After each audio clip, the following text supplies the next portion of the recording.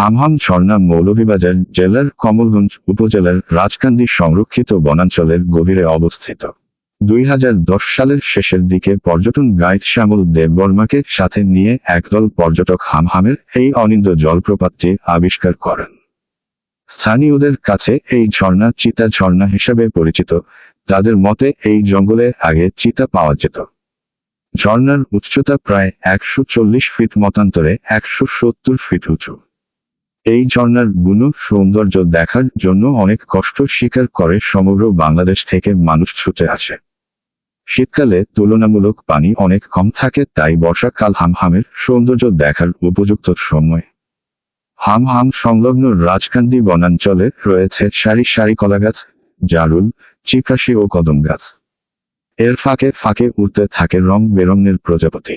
ডুমুর গাছের শাখা আর বেত বাগানে দেখা মিলবে অসংখ্য চশমা পরা হনুমান। এছাড়াও রয়েছে ডলু, মুলি, মৃত্তিঙ্গা, কালী ইত্যাদি বিচিত্র নামের বিভিন্ন প্রজাতির বাস। এছাড়া গভীর জঙ্গলে বানর, সাপ, মশা এবং জোকের অত্যাচার সহ্য করে পথ চলতে হয়। বর্ষাকালে হামহামে যাবার পথে দেখা পাওয়া যায় আরেকটি ছোট ঝর্ণার। হামহামের রয়েছে দুটো ধাপ। সর্বোচ্চ ধাপটি থেকে পানি গড়িয়ে পড়ছে মাঝখানের ধাপে এবং সেখানে থেকে আবার পানি পড়ছে নিচের অগভীর খাদে। ঝর্ণার নিকটবর্তী বাসিন্দারা আদিবাসী ত্রিপুরা। কিভাবে যাবেন?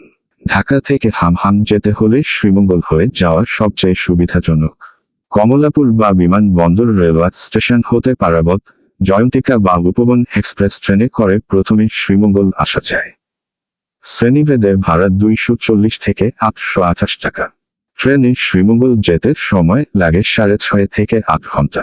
আর বাসে করে ঢাকা থেকে শ্রীমঙ্গল যেতে ফকিরাপুল অথবা জায়দাবাদ থেকে 570 থেকে 800 টাকা ভাড়ায় হানিফ এন্টারপ্রাইজ, শ্যামলী পরিবহন, সিলেট এক্সপ্রেস, এনা ইত্যাদি এসি ও নন এসি বাস পাওয়া যায়। বাসে করে শ্রীমঙ্গল যেতে সময় লাগে 4 থেকে 5 ঘন্টা। শ্রীমঙ্গল থেকে হামহাম কিভাবে যাবেন?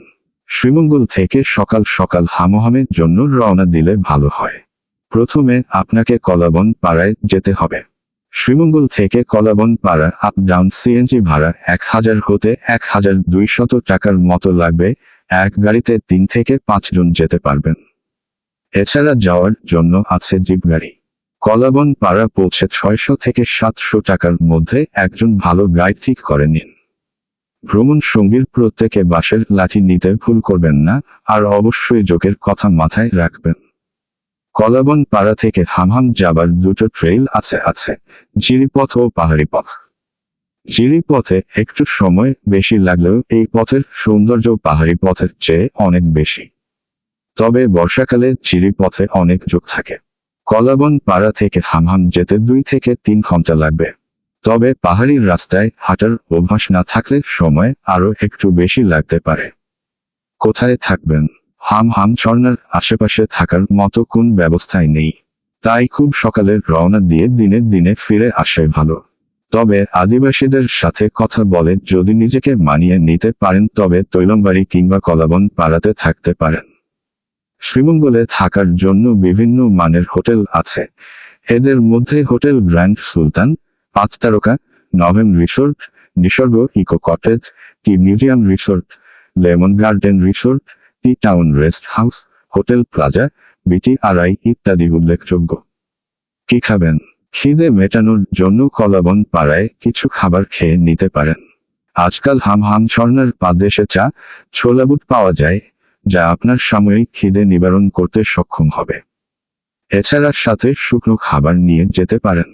কলাবন পাড়ায় স্থানীয় মানুষদের দেওয়া একটা ছোট হোটেল আছে। যাবার সময় অর্ডার করে গেলে ফিরে আসার পর খেয়ে নিতে পারবেন। এছাড়া শ্রীমঙ্গল ফিরে এসে শহরে মোটামুটি মানের রেস্টুরেন্ট আছে, সেখানে ভরপেট খেয়ে নিতে পারবেন।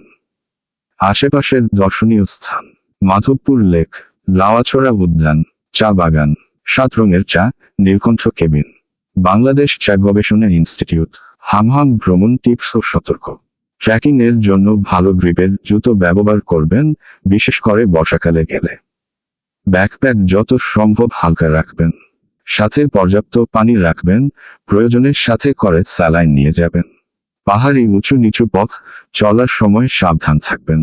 ফার্স্ট এইডের জন্য যা প্রয়োজন সাথে রাখবেন। ঝর্ণা ও ট্রেইলে দয়া করে ময়লা আবর্জনা ফেলবেন না। স্থানীয় মানুষদের সাথে বন্ধুসুলভ আচরণ করুন। সময়ের দিকে খেয়াল রাখুন যেন হামহাম থেকে ফিরে আসার পথেই সন্ধ্যা না হয়ে যায়।